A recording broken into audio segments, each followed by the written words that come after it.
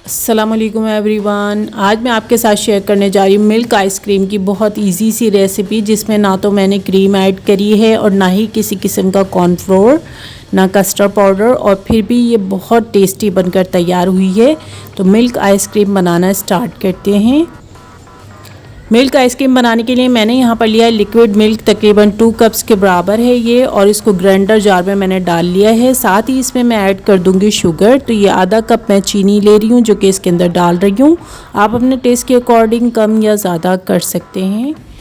और अब हम इस ग्राइंडर जार में ऐड कर देंगे मिल्क पाउडर। ये भी तकरीबन हाफ कप है, ये आप देख सकते हैं। फुल क्रीम मिल्क पाउडर लिया है मैंने, जो कि मैं इसमें डाल रही हूँ।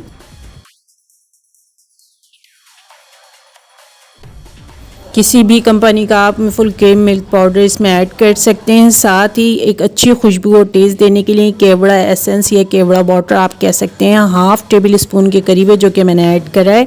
अब मैं इसके अंदर डालूंगी ड्राई फ्रूट। तो ये वॉलनट्स हैं जो कि मैंने अखरोट रात में भिगो कर रख दिए थे, और इसका पानी जो है बिल्कुल मैंने निकाल दिया था, और वो मैंने डाले हैं इसके अंदर। और इसी तरीके से बादाम भी मैंने रात में भिगो कर रख दिए थे, इसका कवर मैंने बिल्कुल उतार लिया है। और अब इन बादामों को भी मैं डाल दूंगी। क्वांटिटी आप दोनों चीज़ों की देख सकते हैं कि कितनी मैंने डाली हैं। और साथ ही हम इसके अंदर शामिल करेंगे 2 ब्रेड के स्लाइस। तो इसके जो कॉर्नर्स हैं वो मैंने कट कर लिए थे और इसके अंदर मैंने डाल दिया। अब इसको बारीक सा बिल्कुल ग्राइंड कर लेंगे, शानदार सा। और अब जिस सांचे में हमने इसको जमाना है उसके अंदर हम इसको कन्वर्ट कर देंगे।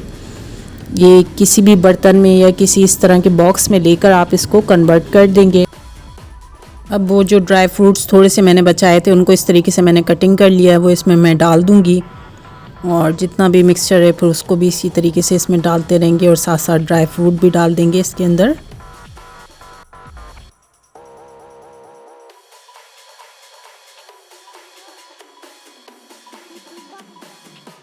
मैंने आइसक्रीम का तमाम मिक्सचर इसमें डाल दिया है और ड्राई फ्रूट भी साथ में डाला है। और अब इसके अंदर शामिल करूँगी मैं टूटी फ्रूटी, जिससे बहुत ही बेहतरीन सा टेस्ट आ जाता है आइसक्रीम के अंदर, और दिखने में भी बहुत अच्छी लगती है।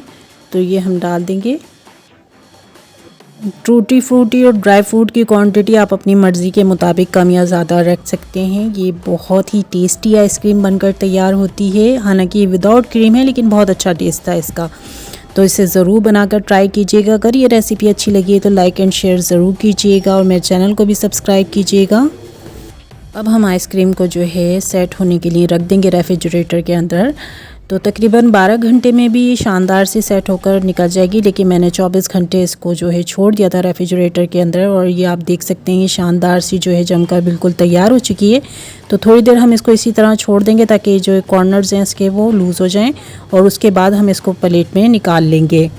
प्लेट में निकालने के बाद आप मज़ीद ड्राई फ्रूट से इसको गार्निश कर सकते हैं। वैसे मैंने इसमें आइसक्रीम सिरप भी डाला था, जिससे बहुत ही बेहतरीन सा टेस्ट लग रहा था। बस ये बहुत जल्दी मेल्ट हो रही थी, बिल्कुल मुंह में घुल रही थी। बहुत ही शानदार टेस्ट की आइसक्रीम है ये, ज़रूर ट्राई कीजिएगा। Thank you so much and अल्लाह हाफिज़।